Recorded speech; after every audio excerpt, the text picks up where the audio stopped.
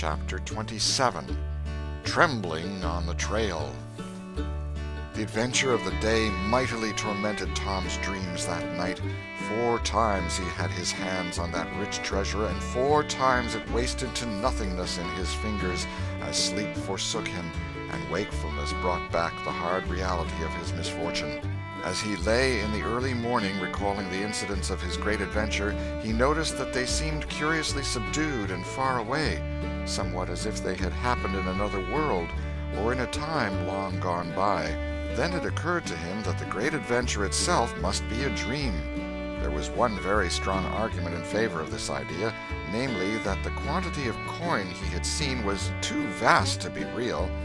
He had never seen as much as $50 in one mass before, and he was like all boys of his age and station in life, in that he imagined that all references to hundreds and thousands were mere fanciful forms of speech, and that no such sums really existed in the world.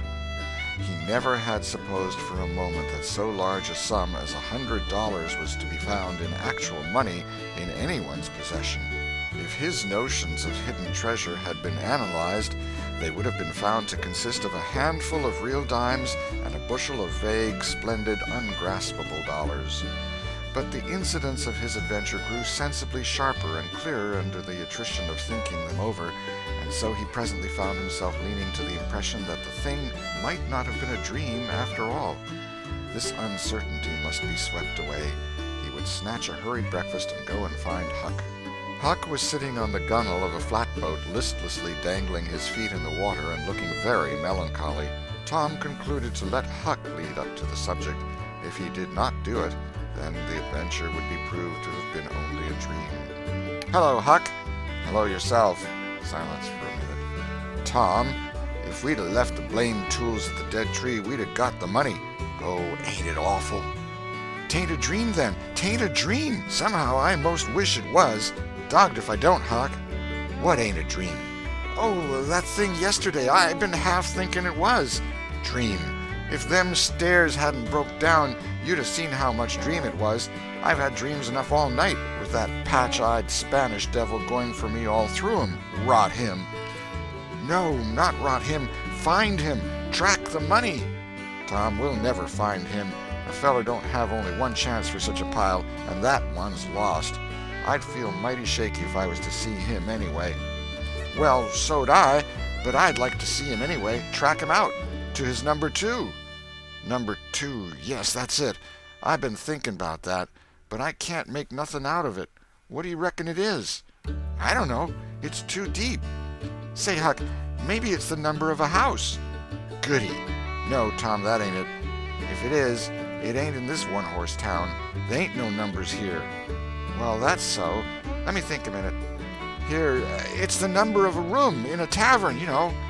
"Oh, that's the trick. They ain't only 2 taverns. We can find out quick. You stay here, Huck, till I come." Tom was off at once. He did not care to have Huck's company in public places. He was gone half an hour. He found that in the best tavern, number 2 had long been occupied by a young lawyer, and was still so occupied. In the less ostentatious house, number 2 was a mystery. The tavern-keeper's young son said it was kept locked all the time, and he never saw anybody go into it or come out of it except at night. He did not know any particular reason for this state of things, had some little curiosity, but it was rather feeble, had made the most of the mystery by entertaining himself with the idea that the room was haunted, had noticed that there was a light in there the night before. "That's what I found out, Huck.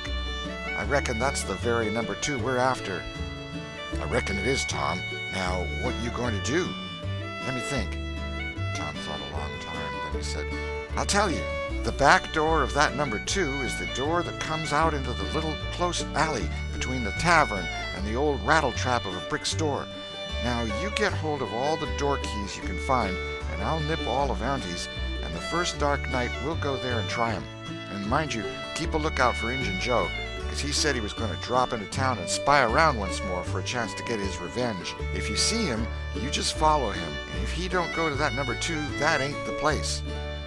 "Lordy, I don't want to follow him by myself." "Why, it'll be night, sure. He mightn't ever see you, and if he did, maybe he'd never think anything." Well, if it's pretty dark, I reckon I'll track him. I don't know. I'll try. You bet I'll follow him if it's dark, Huck. Why, he might have found out that you couldn't get his revenge and be going right after that money. It's so, Tom, it's so. I'll follow him. I will, by jingoes.